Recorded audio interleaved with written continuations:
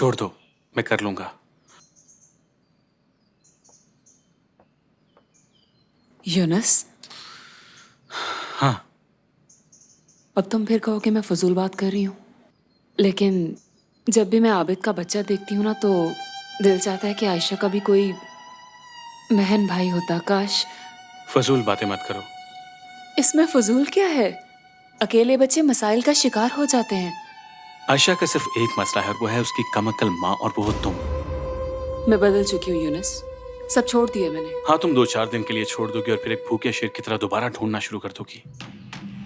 हाथ में कहवे का कप लेके शुरू हो जाओगी, जैसे किसी को इल्म ही नहीं। तुम मेरी मदद क्यों नहीं कर रहे?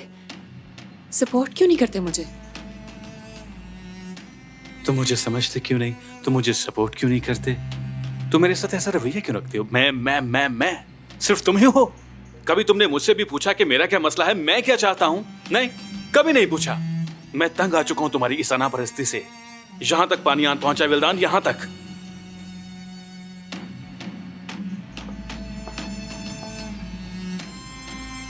हाँ।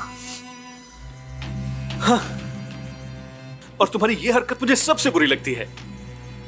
तुम हर बात खुद शुरू करती हो और फिर नाराज होकर मुंह फुलाकर बैठ जाती हो, जैसे हर चीज का जिम्मेदार सिर्फ मैं ही हूं। कौन समझाए अब तुम्हें? किस बेवकूफ से पाला पड़ा है?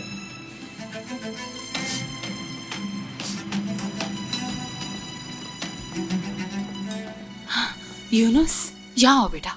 चलो बेटा, मुझे तुम्हें एक बात बतानी है। चलो। क्या हुआ? मुझे तुम्हारी मदद की जरूरत है यूनुस, चलो अंदर आ जाओ।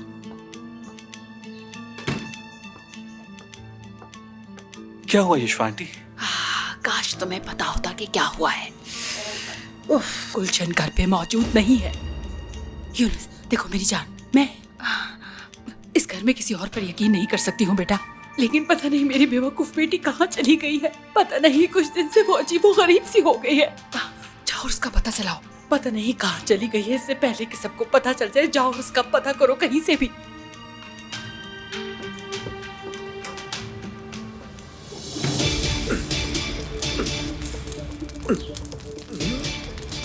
मत करो ऐसा।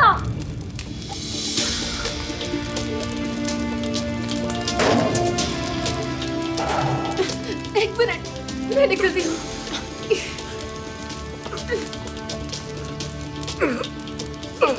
ध्यान से जरा।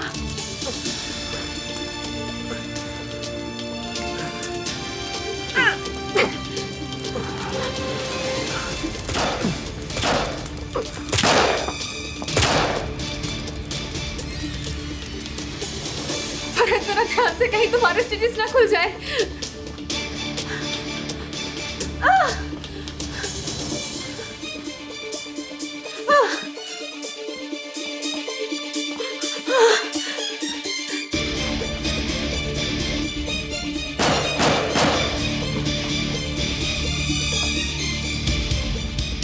इस तरफ। अब हम क्या करेंगे? अब यहां से कहीं मत जाना। मैं यहाँ अकेली कैसे रहूंगी? तुम्हें डरने की जरूरत नहीं, मैं यही हूं। जाओ, छुप जाओ।